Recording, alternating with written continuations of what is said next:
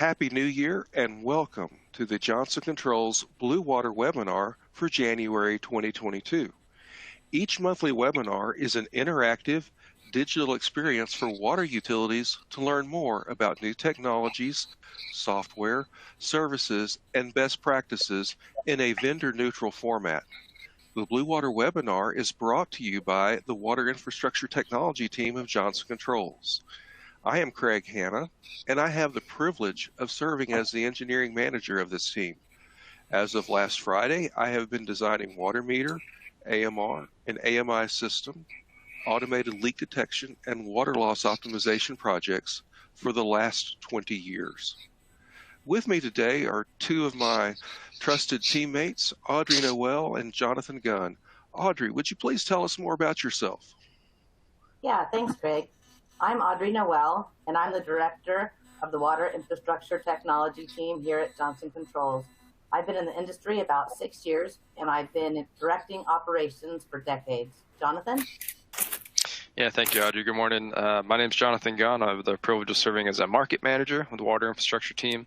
I have about 11, almost 12 years now of industry experience in the water industry. And I currently, like Craig, serve in a number of different capacities with the American Water Works Association, including currently as vice chair of the Customer Meter and Practices Committee, also chair of the C712 Single Jet Meter Standard Committee, and I also co-author a number of manuals as well. So appreciate everybody being here. It's great to be here with you this morning. And before we move on, I do expect that there may be some folks who are new to the On24 platform that we're using. So I wanted to take a quick moment just to review what you're seeing on your screen. And I'll start with the largest window in the center part of your screen, which displays the slide deck. This is where you'll see the presentation slides as we progress through the webinar, and you'll also be able to respond to poll questions in this window, and we have a few coming up. Below the slide deck, you'll see the Q&A box where you can submit questions at any point during the webinar, and we've built in plenty of time for Q&A during this presentation, so please take advantage of this feature. The upper left part of your screen is the media player. This is where you're currently seeing video of the presenters, and it's where you'll view any video content that may be shared during the webinar. In the upper right part of your screen, you'll find webinar-related content that you're able to view and download. And lastly, in the bottom right, you'll find a survey link, and we humbly ask that you take the time to fill out that survey at the end of the webinar so that we can continue to improve the series. So with that, Craig, do you want to take us through the agenda for the morning? Yes, thank you, Jonathan. We have a very exciting and hopefully informative webinar for you today. Safety is always a primary concern for us. We will be starting with a safety talk led by Mike Kahle, who is the Director of Water Resources for the City of Martinsville, Virginia. Following that, our team will have an in-depth discussion about a challenge that many water utilities face, and that is how to migrate from a mobile AMR to a fixed network AMI reading system.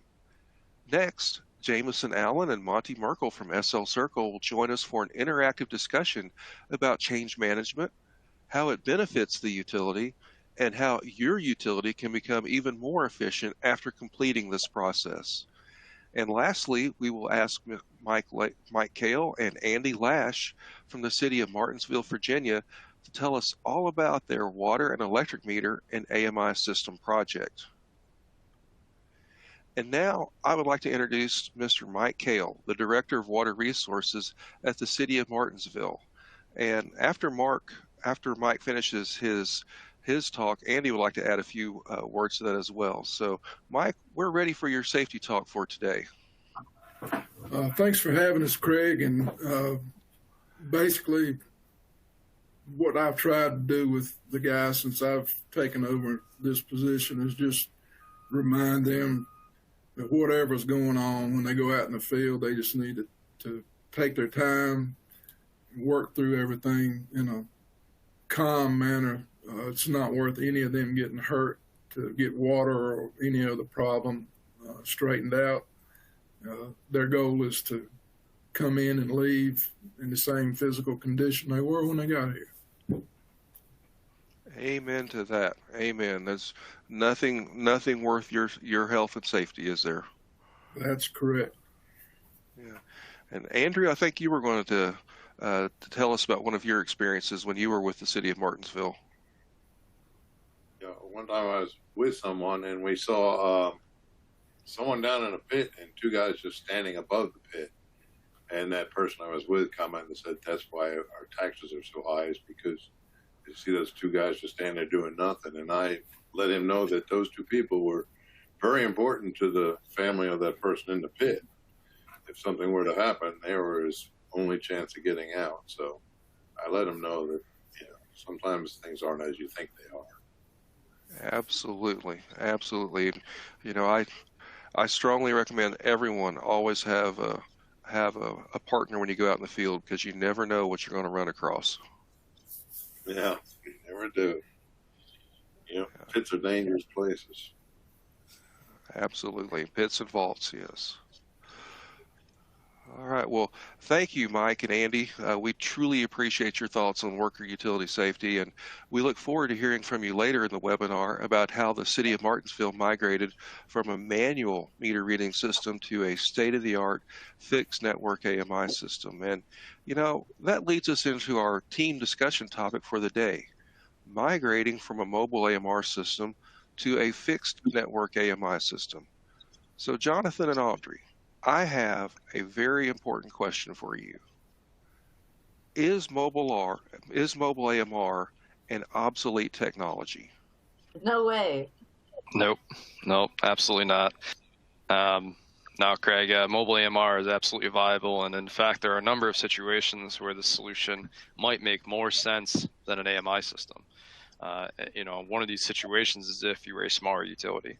I can't tell you how many times Craig and I have sat in front of utilities and told them the same thing I will tell you now, that mobile AMR is still the best bang for your buck, depending on the goal that you have for your system.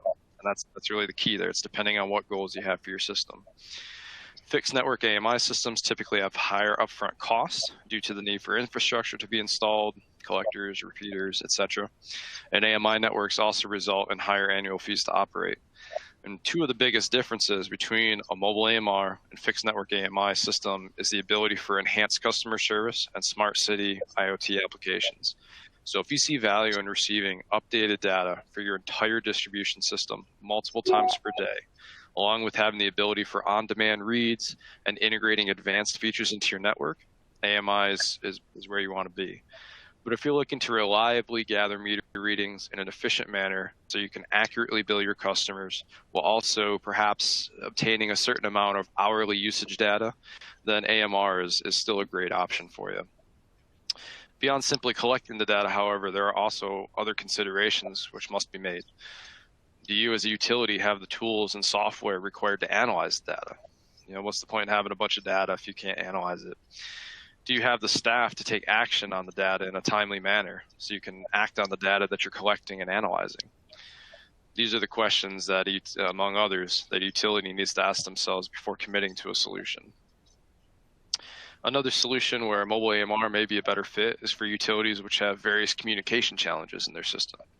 If your utility has sporadic accounts which are spread out among a large area, or even if your utility has a fairly dense urban population area, but then a number of outlying accounts, it may be costly to deploy an AMI network that covers every single account in your system. Free space attenuation signifies a reduction in signal strength as radio waves travel through the air. And as the RF signal expands outward from the transmitter, it's dispersed over an increasingly greater area. And this dispersion causes the energy waves to weaken at a rate which vastly increases as you move further away from the transmitter. JCI has had the opportunity to work with a number of utilities over the years with unique communications challenges, but there are two that immediately come to mind. One was in Colorado, located in mountainous terrain, and the other was in Texas with much flatter terrain in comparison.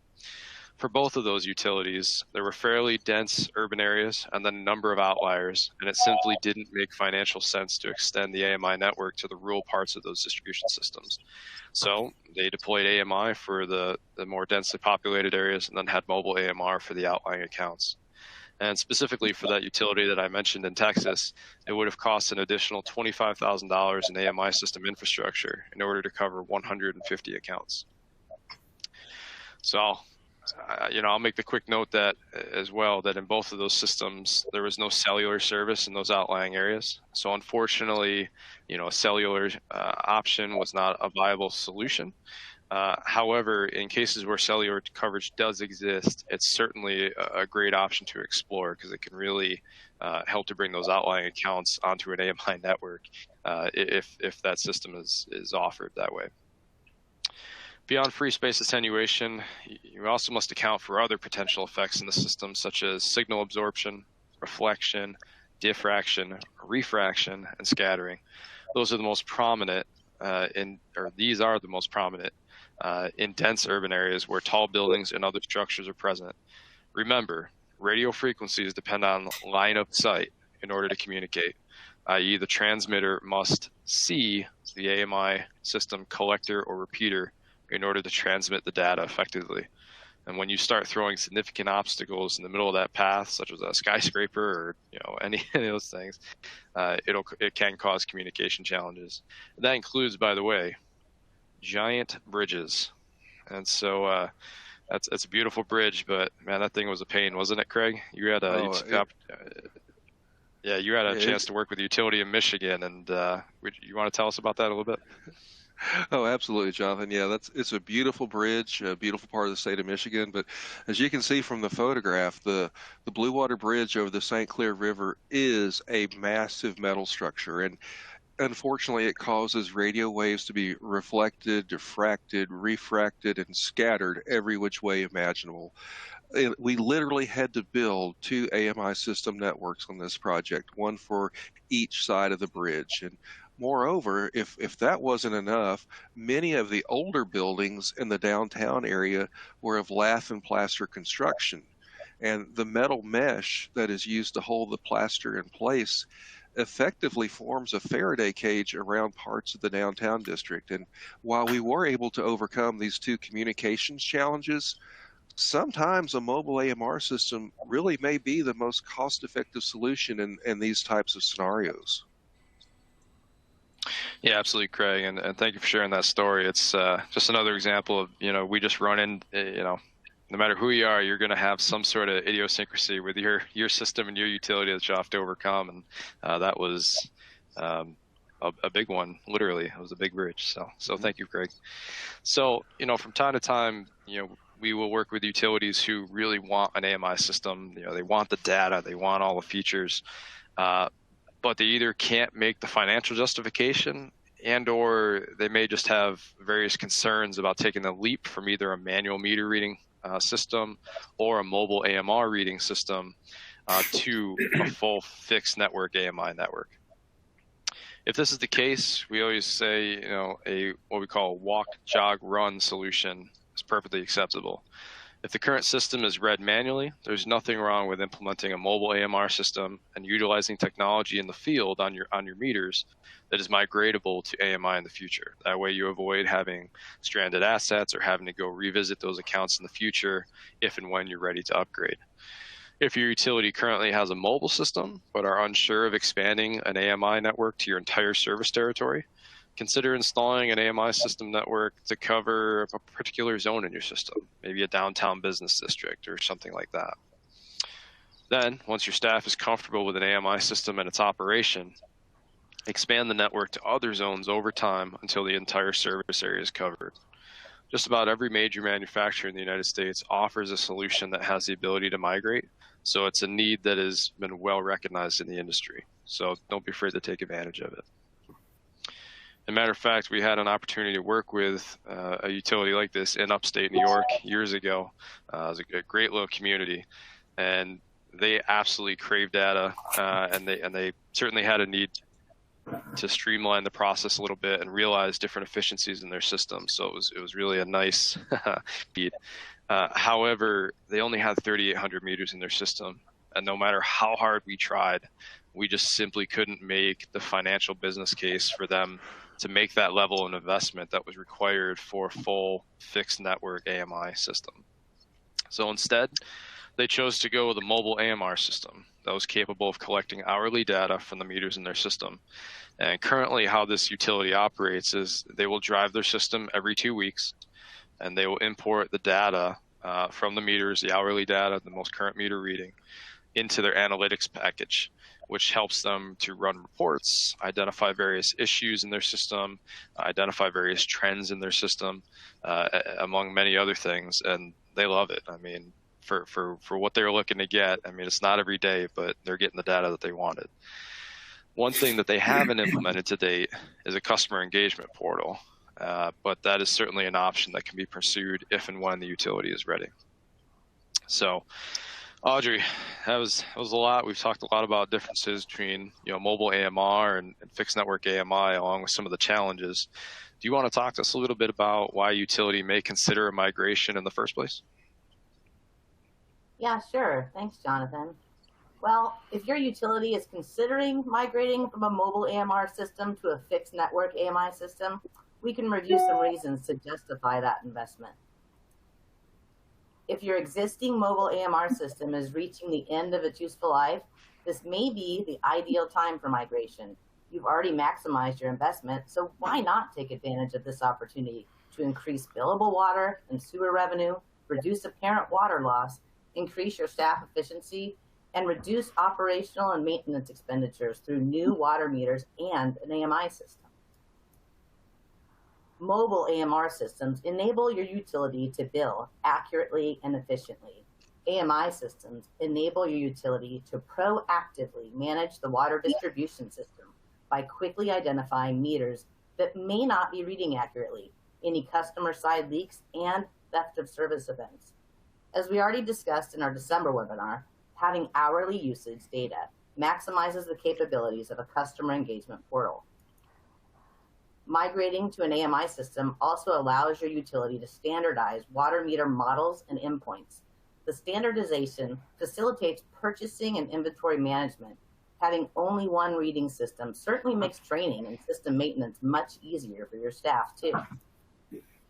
If your leadership expresses a desire to become a smart city and to have Internet of Things or IoT device support, a new AMI system may be necessary, and that's a very good thing.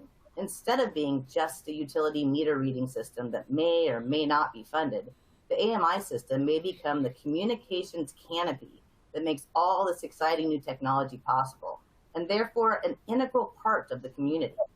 Jonathan, can you share with us some things that a water utility should probably consider when selecting an AMI system? Yeah, absolutely. Happy to do that, Audrey. Thank you very much. Yeah, so there are certainly a number of factors which must be considered. Although it's not as much of an issue now as it was in the past, it's still important to verify that if you intend to keep any of your existing meters in service under the new network, you're going to want to make sure those are going to be compatible with the new network. And it may not be an issue with the brass. It may be something as simple as a register. Many of the AMI systems on the market today have endpoints which can read third-party devices. So if you have newer meters from a different manufacturer that you would still like to realize that investment, not have a lost asset there, chances are you won't have any issues. However, to know for sure, it's always wise to validate the technology that those newer meters use. Does the existing meter register have the ability to digitally transmit a meter read to an AMI system endpoint? Or was it ordered for manual reading only? It doesn't have the electronics in there. If it does have a digital output, what type of technology is it? Is it a pulse encoder technology, or is it an absolute encoder technology? And depending on the answers to those questions, it may be necessary to upgrade the meter register, even if you're able to still keep the existing brass in the ground. And I'll make a quick note here to say as well that if you are really looking to get the most out of your AMI system network and the capabilities of that system, an absolute encoder register is really where you want to be. There are inherent issues that can arise with pulse, even though they can work as well. But absolute encoder is the way to go if you have the option. Another area to consider is your utility billing system. Confirm that the utility billing system is current and has all the latest and greatest upgrades installed before you migrate to the AMI network. The AMI network software will need to integrate with the utility billing system in order to transfer the necessary data that is required for billing purposes. It can be expensive to either create a new integration or sometimes even revise an existing integration. So along those lines, it's important to select a vendor that is able to provide strong local support. Although AMI networks have been around for some time and have proven themselves to be reliable, from time to time, you're simply going to need help. So make sure to select a provider that has a strong local presence that can give you the level of service that you expect. Another consideration is with regard to any peripheral devices or sensors that you may wish to deploy under your AMI network. For many years now, AMI systems have served as complements to the SCADA system, and most AMI systems are regularly adding new features, applications, and devices to better serve utilities and their customers. Be sure to select the network that meets your needs both now and in the future. And, as Audrey pointed out earlier, AMI networks are proving themselves to be more and more capable of being overarching networks that you can put things that you didn't even consider putting on maybe even 5 years ago. So take that into account when you're selecting the networks and where those are going. And speaking of future-proofing, it is important that you research the communication frequency of the AMI network that you're considering and ensure that that frequency will be suitable for your service area. And we won't go too far into the weeds here, but the frequency for which your network transmits does have various ramifications as it relates to the size of the data packet that can be transmitted and how far that data packet can travel. So I always like to use the example of AM versus FM radio when I talk about this. So AM radio, where I am here in upstate New York, it's been a good couple of years. I'm a Bills fan. It's been a good couple of years, but there were about 20 years before that where it was pretty rough. And so Buffalo, New York, which is about 70 miles away from where I am in Rochester, they have an AM station which broadcasts the games. I can pick that up here in Rochester. 70 miles away, I can pick up that AM station and I can listen to that game. Here in Rochester, there's an FM station. The AM station, the quality of the audio is not quite as great, but I can get it 70 miles away. Locally here, there's an FM station, which is about 30 miles away in the city of Rochester, that has great audio quality. And so that's actually the one I usually listen to the games on, but has great audio quality. But if I'm gone beyond 30, 40 miles, chances are I'm going to lose that station. So what I'm trying to say is, the frequency of that system, the frequency of the radio waves being used will have, an effect on the quality of how much data can be carried, like I said, and how far that data can go. And there is a trade-off between the two. So if you choose a system that uses a cellular network, be sure that cellular carrier provides acceptable coverage across the entire service area. And, regardless of the frequency used, it is important to identify where the water meter endpoint will be located. This is something else that is just critical no matter what type of communication you're using.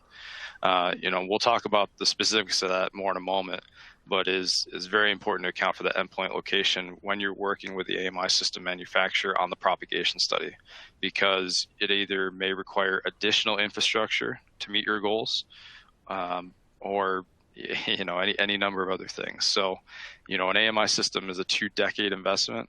Make sure you choose wisely. So, quick poll, see how many people are with us. Which of the following communication methods use radio frequency technology to transmit data? And you can pick one or all the above. Give about 10 seconds or so.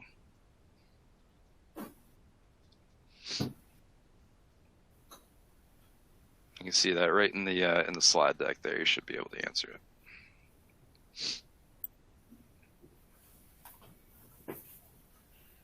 There we go. Got one. Good call. There we go.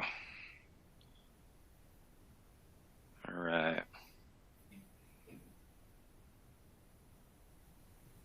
All right.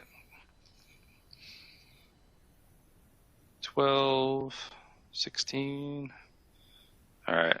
For the sake of time, I'm gonna close it here. So.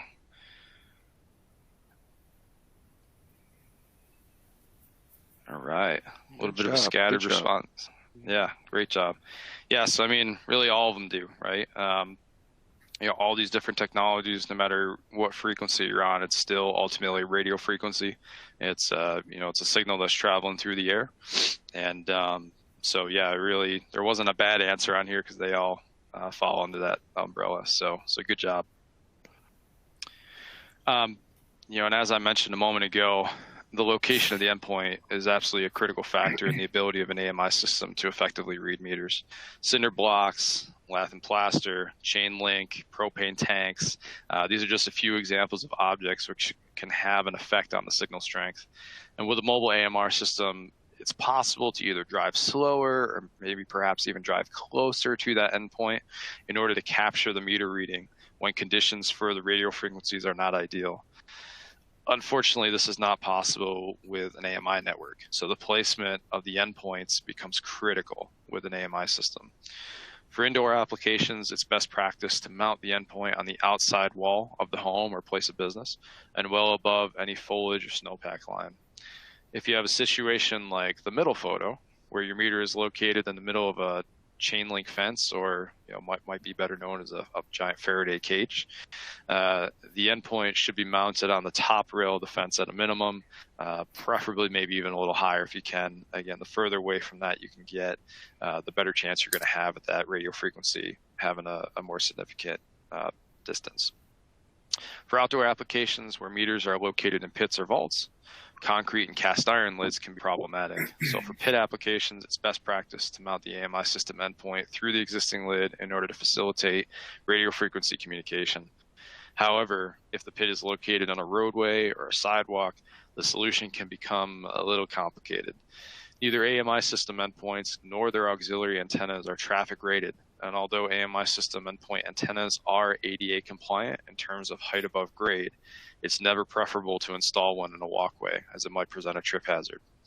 As such, it is necessary to find an alternate solution for endpoint mounting. And there's been plenty of examples through the years here, but we've had the good fortune of developing a lot of different innovative solutions to these types of challenges. So if there's one that you're experiencing or any questions that you have here, we do encourage you to reach out to us at bluewater@jci.com. That email will be up toward the end of the presentation as well. So if you need assistance in this area or maybe just looking to bounce some ideas, please don't hesitate to reach out to us. So another quick check. And this is, you can check as many as you want here. So when considering a mounting location for an AMI system endpoint, which of the following locations would be ideal? So this is, like I said, check all that apply here. I'll give it a few seconds here. They're supposed to be buried, right? Yeah, under about a foot of water. Yeah. Ideally. Ideally. All right, we're seeing some responses come in here.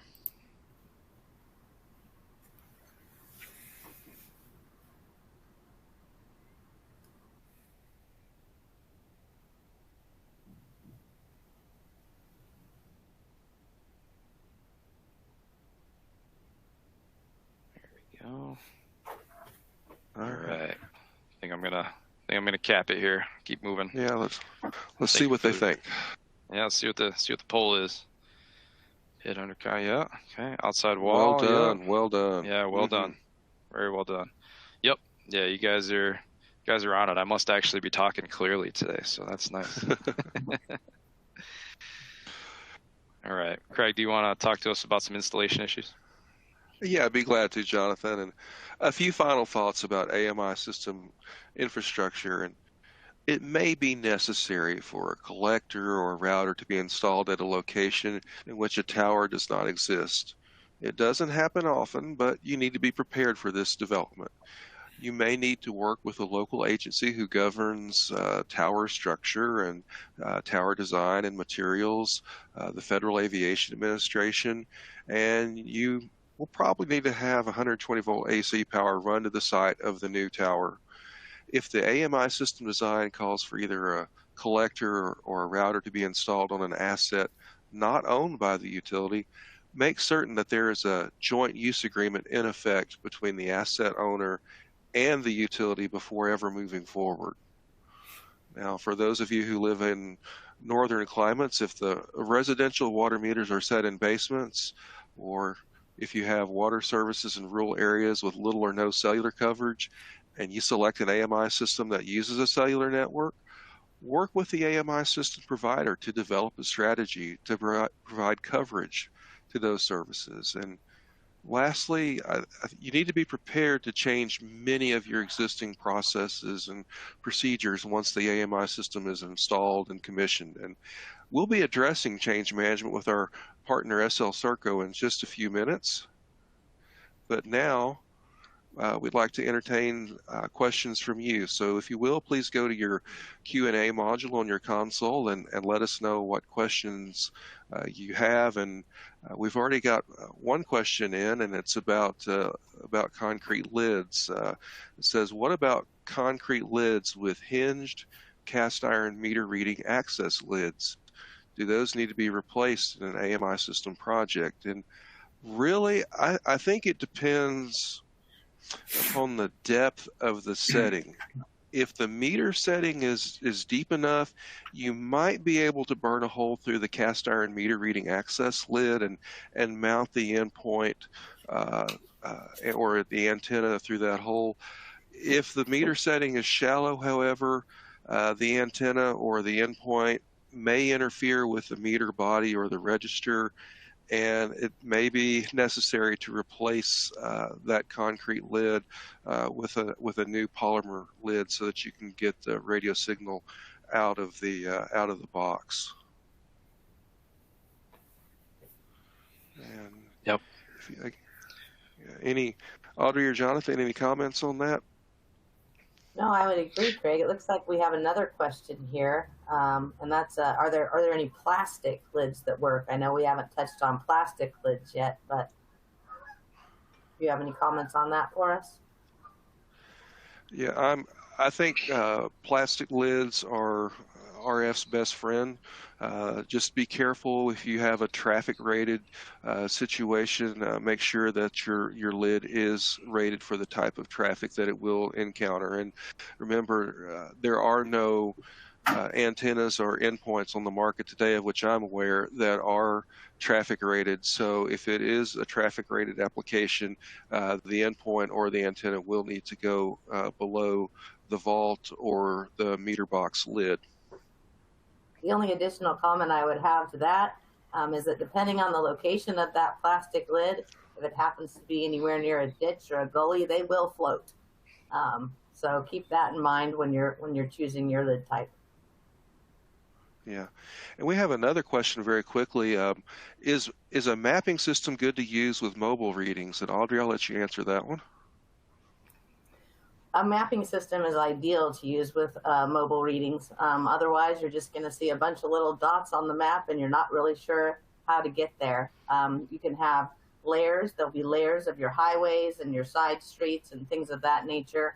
And as you use the system month after month, you're going to learn which one you have to turn a little closer to, or which alley perhaps is ideal to read a street that doesn't necessarily read great from 2 blocks away. And you'll be able to ideally shorten the amount of time it takes to travel during your reading. All right. All right. Well, thank you, Audrey. And I believe we have one last poll question for everyone, and that is, what one system should never be changed when migrating from a mobile AMR system to a fixed network AMI system, or when performing a mass system refresh? So if you will, choose which one system should never be changed. And let's see which one you think it is.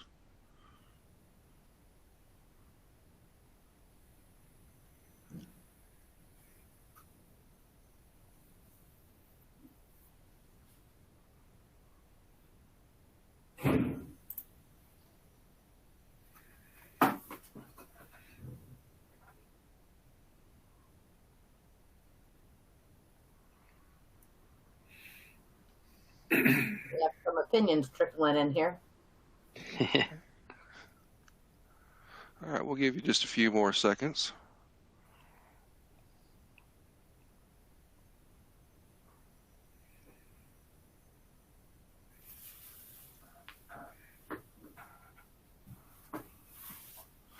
All right, about ready to see what the survey says?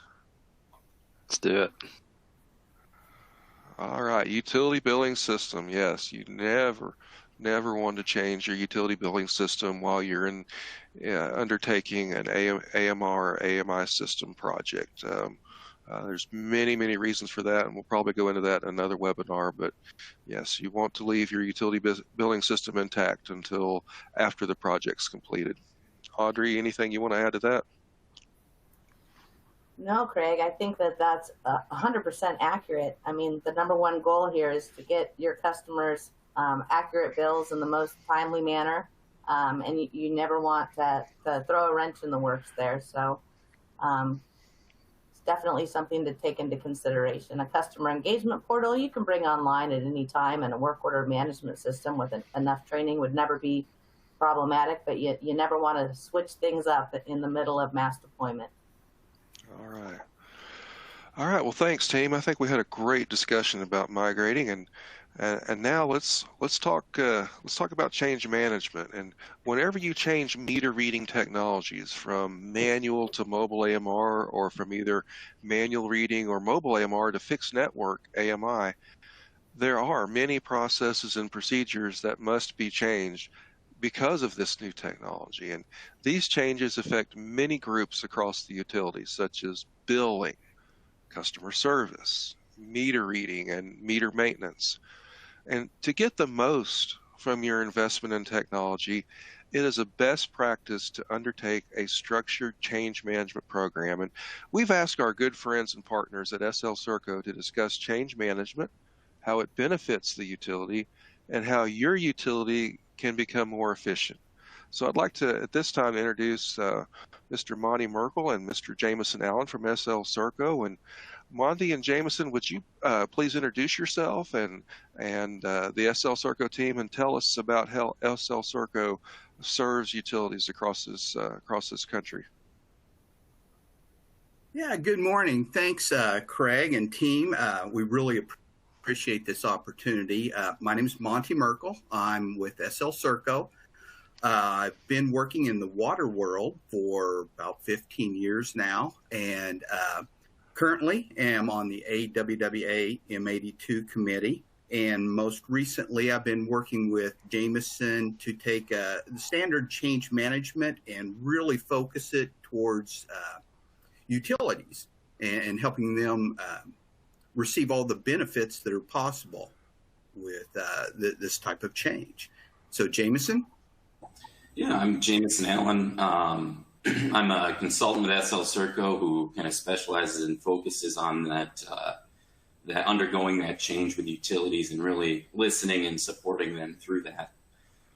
Here at SL-serco, we started out actually in 1963, serving a bunch of utilities in very different capacities, and we've kind of grown over this long history and developed this prime directive, is how I'll call it, to advocate for utilities going through upgrades and trying to achieve and realize the full benefits of what those upgrades really meant for the organization.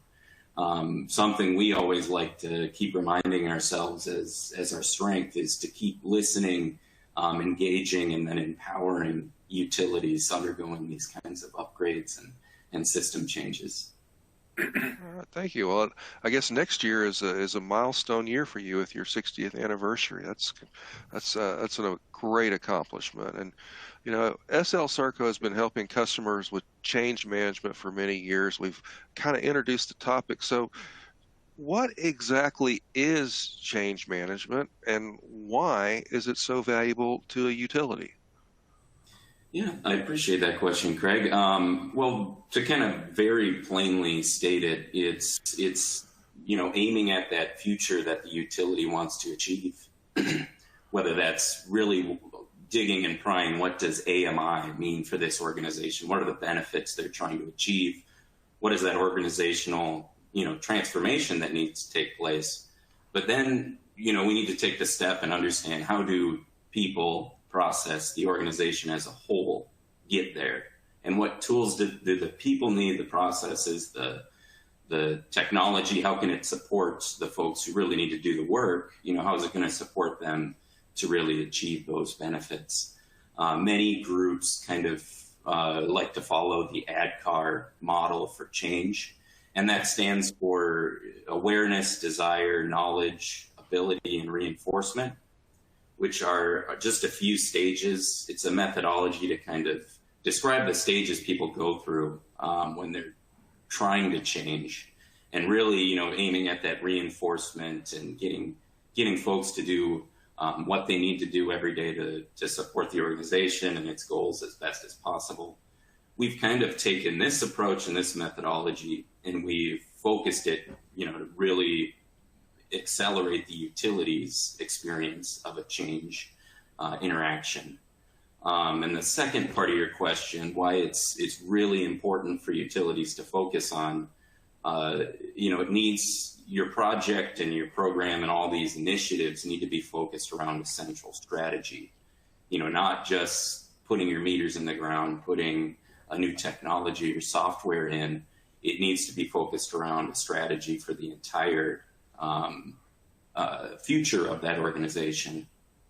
So we like to say, focus your strategy on the long-term goals, try to achieve a lot of the short-term ones in the meantime to mitigate risks and maximize your realization of benefits. And that's really, the goal of change management is to focus on that performance, at all stages in an implementation and beyond.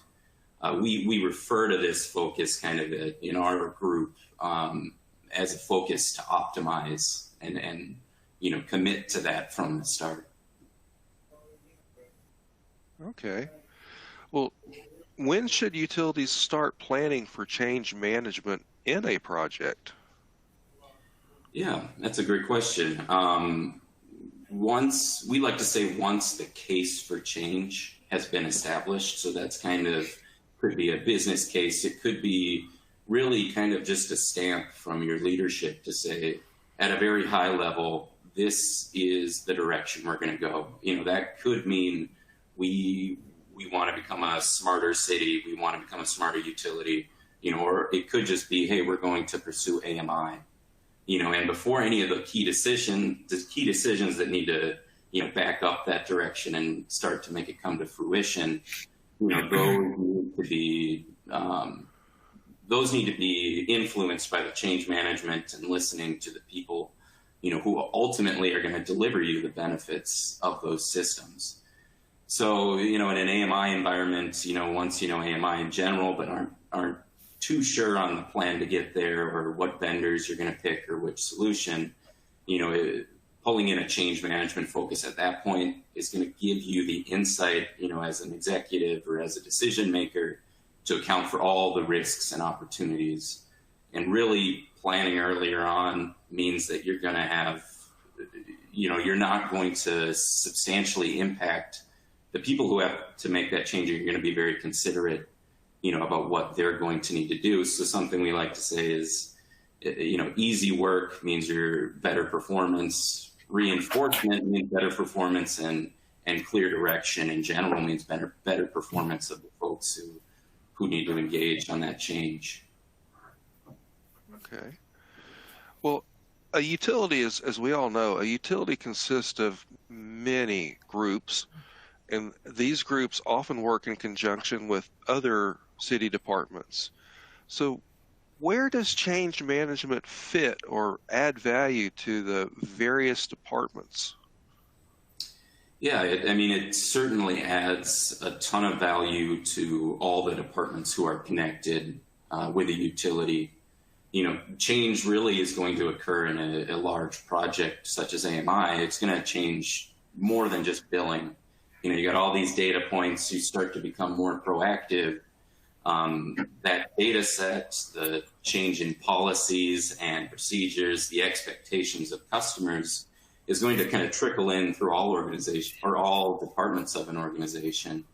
And we need to kind of team up with everyone, make sure we're not siloed, make sure that communication is flowing back and forth, and not just on a decision-making point of view, but also during regular process. And it needs to be planned early on to really achieve the full benefits of that. Okay. Well, how much effort is required by the utility staff to successfully manage the change and ultimately realize their goals? Yeah, definitely it's going to depend on the scope of the project the utility's looking at, but I think a larger change is definitely going to have an added resources dedicated to it. It's going to have a much stronger focus. If we're jumping from one data point per month, or in some cases less, to now having that hourly data, think about how much effort it's going to take to get from point A to point B. That large investment kind of needs to take place and have some dedication to it. But once we make that large change, in order to not become complacent and make this another 20-year or 15-year jump to optimize yourself, we kind of make sure that it occurs at a regular basis. You guys are checking in on your processes, looking at benefits. Another likely scenario is maybe your goals as an organization has changed or shifted slightly. Let's say leadership has changed due to an election or something similar. We're going to want to take a look at process, define goals, and determine how that ultimately impacts the organization.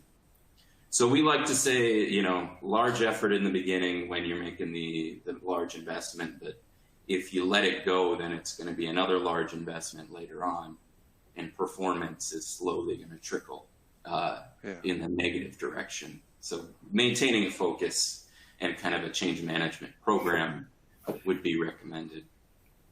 Okay, kind of a pay now or pay later approach. Yeah. All right. Well, can you share with us an example of where and how this process has benefited a water utility? Yeah, definitely. I tuned in last month to you guys' webinar and really appreciated the engagement you guys had there with the City of Wiley. We partnered with you guys on that project, and really us and the City of Wiley engaged and tapped in and focused on their strategy really early on. We started to listen to their employees, understand what they're doing today, what's made what they're doing today successful, what's made it difficult, and we mapped out a future for them to achieve that would also achieve their goals. So we took that, we looked at what do they need to do to get from point A to point B. And when they were in the middle of deployment, the support, and we kind of facilitated their change management process for them. And we found that Wiley really had a really strong strength, which was they have a real technical aptitude within their utility. So they really took advantage of that, were able to kind of accelerate themselves and make the most out of the system. And their biggest goal was to increase their online engagement with customers. And as we saw last month in your webinar, their online engagement was phenomenal. That customer portal adoption was phenomenal. So, that real tuning into our strategy, what does AMI really mean? Well, for Wiley, it meant, this customer engagement, at least on the operational perspective. So, I really enjoyed seeing that, and I think Wiley extremely benefited from engaging early on in the change management process. All right. Well, thank you very much. And Monte and Jameson, do you have time to take a few questions from the audience? And if you'd like to ask Monte and Jameson a question about change management, please use your Q&A module on your console. We do have one question already, and that is, how often should a utility review its processes and procedures to see if a change management program is needed? Yeah, there are a few pieces that could, trigger a review. Depending on the size of your utility, you might want to establish, regular check-in and review of these processes. That would be, both looking at and engaging with the people who actually perform the processes, but also looking at the performance that's, a result of how you're performing in that process. So your KPIs, So this could be a quarterly check-in. It could be an annual check-in. The other piece that might trigger you guys to look into this and, put some initiative into looking at your processes would be if performance and your strategy around, an initial project starts to detract and starts to decline. Let's take a look at process. Let's also do a technical investigation. We want to make sure everything's in line to achieve that performance. So. Okay. And then we have one more question, and that is, how does a utility best track its efforts to make sure that things are on track? Yeah, and it's definitely going to come down to KPIs. For us, we call these strategic measures, and we make sure that that's ingrained. Especially if you're undergoing a large change effort, you're going to want to make sure at the end of that you've got a performance management system set up. Whether that is its own dedicated software that you can pull up and look at a dashboard and check, or it's a checklist of, hey, I'm going to go into these systems, pull how we're performing on each of these, and compile that together as a report to our teams and discuss what do we need to do next to improve ourselves. Okay. All right. Well, thank you very much, Jameson and Monte. And if you have additional questions for Jameson and Monte, please forward them to bluewater@jci.com, and we'll get those questions answered for you. Yeah, absolutely. And thank you, Jameson and Monte, for that great discussion about change management. We truly appreciate you taking the time to join us and share your thoughts and information based on your experience. So we appreciate you being here. So we'd now like to bring Andy and Mike back to the show in order to shine a spotlight on the city of Martinsville, Virginia. Mike, Andy, welcome back. Thank you. Thank you. So I guess right out of the gate, tell us what makes the city of Martinsville a great place to live and work. I guess I'll take that one, or was Andy going to do it? I was going to talk about living. You can talk about the work. All right. Yeah. We have great outdoor areas around here. We really do. It's a wonderful, wonderful place to just explore nature or go for a hike. And the traffic's not bad, so you can ride a bike and stuff. Not a bad place. Mike, talk about work. What do you know about work since you're retired? Yeah. Work here is not bad. The city's a pretty good organization to work for. It's a lot going on, but fairly low stress and a good bunch of people that keep us operating that don't get enough credit. But I'll give them a shameless plug. It is a good work environment. Awesome, excellent. Yeah, I know. We had the opportunity to develop our project years ago. It was always a welcome destination to be coming to Martinsville there. The only question I kept running into was, do I fly into Greensboro or do I fly into Roanoke, right? And so, and here's the map on the slides here of, you guys are kind of right in the middle there. So, but no, a beautiful area, and yeah, I always enjoyed my travels there. So, some folks on the call, when I said Martinsville, Virginia, they may have immediately gone right to NASCAR. And so is Martinsville, is there something going on with racing in Martinsville? Do you want Oh, yeah, we have a track. Yeah, you guys got a track or something, right? Something like that. A couple big events every year. Does that affect your operations very much? Not much at all in the last 10 or 15 years, I guess. Yeah. In the past, Virginia Department of Transportation and the racetrack. Go ahead. I remember in the past, trying to go down there during a race, people, and being told that the wastewater facility didn't exist. So yeah, it's gotten better over time. Seems like from one year to the next, there was no continuity, but that seems to have improved. Okay. And I'm sure you both had a little bit to do with that, right? Just a little bit. So, getting to our, the project that we had there, would you mind talking a little bit about some of the issues and challenges that you were facing that prompted you to work with Johnson Controls to develop? It was water meters, electric meters. You went with an AMI network and street lighting as well. Would you mind telling us a little bit about what some of those challenges were that prompted you to make some changes? Yeah, I'll defer to Andy. Yeah, that's. I researched it for years. Our meters were old, probably average 25 years. They weren't as far off as I thought they'd be for being that old, but they were definitely needing a change. And I researched it, looked and looked and looked, and decided AMR would be our best bet. And somewhere along the way, I don't know how, but Johnson Control said they came and did a presentation to us, and then we ended up doing a back of an envelope thing, and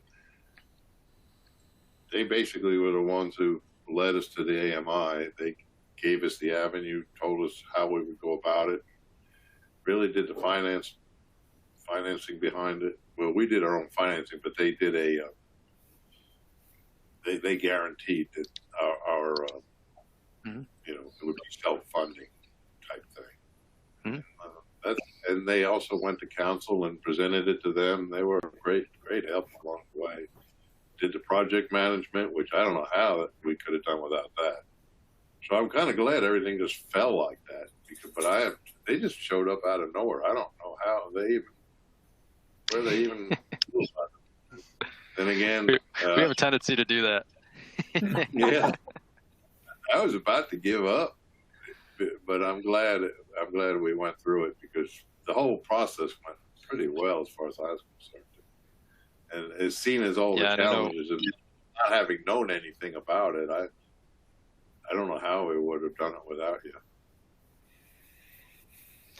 Yeah, absolutely. Well, I know specifically with Martinsville, those electric meters were a big lure to AMI as well, just because, of some of the increased capability there. Yes. Yep. So, okay. Yeah, so both made it worthwhile. And then, of course, with the lighting and all, helped fund the project. And, that like I said,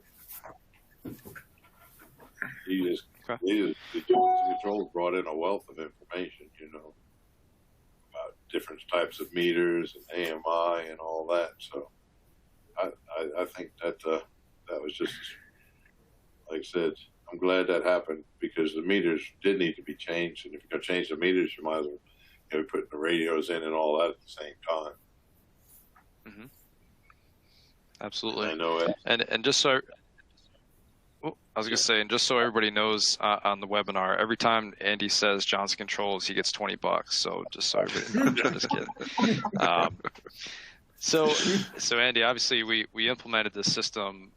What were some of the changes in the processes and the procedures that you had to make when you migrated from what was a manual system, where you were, whether it was electric or water or whatever, you were manually reading those, and you went to an AMI network? What were some of the procedural changes after everything was installed that you had to make? Well, I will say that, that they also ran into our brain. I don't know. A lot of this came from Core in Maine, is that you have to maintain the system or it's not going to be worth anything. And so far, I think they've done a very good job. Mike's crews and meter readers have done a great job of keeping the system running, not just sitting back and letting it deteriorate. Just the wealth of knowledge you all brought, and you know, just was priceless to help us make the changes. I know we had a lot of trouble with the electric meters because they were doing a triple billing, you know, for some of the ones that had like power factor and demand readings, and that had to be brought into one. And SL-serco, I think, helped a lot with that too, doing the change over there. They were real helpful, Monte. I remember that. That was, I think, the bigger issue was the electric meters. Because our old system, the billing had to be changed, but we were able to also get the garbage billing in along with the changes. So everything's worked out well. Okay.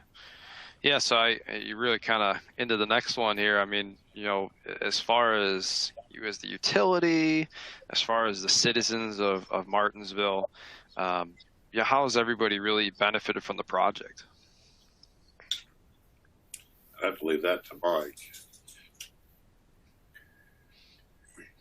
Well, I think that it's simplified. Obviously, gathering all this information, we don't have to send somebody out to read each meter, but the citizens' benefit from my position is it's really satisfying to be able to pick the phone up and call them and say, hey, you know, looking at your consumption, it looks like it's gone up. You might want to have a look around, make sure you don't have anything broken or running, and offer to send somebody to help them figure out what's going on. And I don't think in the 3.5 or so years I've been doing this now, I've ever had anybody just be nothing but appreciative because you're helping them save money and potentially saving them from damage. So it's from that side of it, it's really a neat system. It works well. Yeah. Excellent. I know you're. Yep. I was going to say that one of the things when I was wanting to change the meters, I wanted it. The only really thing I had in mind was leak detection, and so that became a driving force for me. But that along the way, we forget that. But that's really been a big deal for the city. You know, being able to handle leak detection proactively instead of reactively, and instead of dealing with it. Yeah, the billings have moved up to where the people's bills are much closer to their usage than they were, because you had the meter readers reading, and then that just was cut. So, you know, that's really helpful too. But anyway. Yeah, you're not having to deal with the angry people calling about a high bill. You can let them know before the high bill comes, right? And hopefully head it off. Yep. Yeah. Yep. Yeah, I've had people tell me I was wrong. We send someone over there and find the toilet running. That happened a lot, especially in the beginning. I see somebody asked how many connections we have. I think we had 7,500 water and 8,000 electric endpoints. Mm-hmm. Yep, those are the numbers that are in my mind. Yeah. So, okay. Well, thank you both for that. If you have a moment here, I know we're running over here, but I wanted to make sure we were able to talk about Martinsville. Do you have a moment to stay on and answer a couple questions? Sure. Yeah, my schedule allows it. I have to take the dogs out later. Okay. All right. Well, we do have one, and it is, have you added any additional sensors to your AMI network, such as maybe pressure or temperature or any of that? We are in the process of installing, I think it's going to be 5 points to monitor pressure and temperature, which will help us with, if we have a leak somewhere, help us identify it, and it will help with controlling THMs and stuff like that out in the system. Hopefully have that done in the next couple of months. Excellent. Excellent. So you got a future-proof network is what you're saying.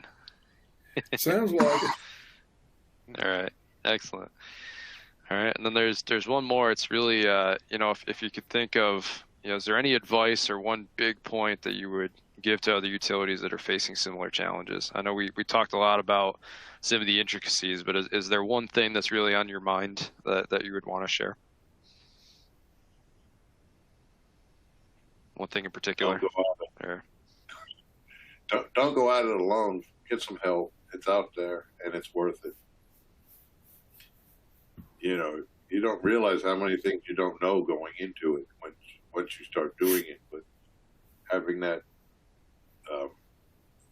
boots on the ground from Johnson Controls or whoever it would be that's done it before makes a big difference. Where we had Jason and had a couple of them, but there always seemed to be someone that kept on the ground that knew has done this before, and that just is priceless. Right. To deal with subcontractors, they just know what they're doing. Well, we sure appreciate that. Yes, thank you. All right. So, all right. Well, there are no more questions in the queue, so I guess given the time constraint here, I think if there are any overarching questions from any point in the presentation, anything specific for SL-serco or maybe City of Martinsville, please submit those questions to thebluewater@jci.com. We're happy to answer those. Audrey, do you want to bring us home here and talk about our next webinar and some of the other things coming up? Sure, thanks, Jonathan. Our next Blue Water webinar is going to be held on February 16th. We're going to be covering best practices for small and intermediate water management, and our friends from Camstrep will be stopping by to discuss the state of the water industry and their product line. We'll be spotlighting the City of Marquette, Michigan project and how that utility on the shores of Lake Superior went from a labor-intensive touch reading process to a fixed network AMI system. We will also discuss the surprising findings from our large meter survey and large water meter typing efforts. So please join us and register for the next Blue Water webinar. I'd like to say thank you to Monte, Merkel, and Jamison Allen from SL-serco, and Mike, Kahle, and Andy Lash from the City of Martinsville. We encourage you guys to invite your friends and your colleagues to attend the Blue Water webinars, and please submit discussion topics that you want to have us cover in future webinars to bluewater@jci.com. We want to know what's important to you and your utility. Yeah, and Audrey, if you don't mind me real quickly, if you need credit for continuing education units, there is a module on your webinar where you can get a certificate of attendance. Good point. Thanks, Greg. Thanks for attending the Blue Water webinar from all of us on the Water Infrastructure Technology team. Be safe, and we hope to see you on February 16th, 2022. Happy New Year. Thanks for coming. Yeah, thank you, everybody. Thank you. All right. Bye. Later.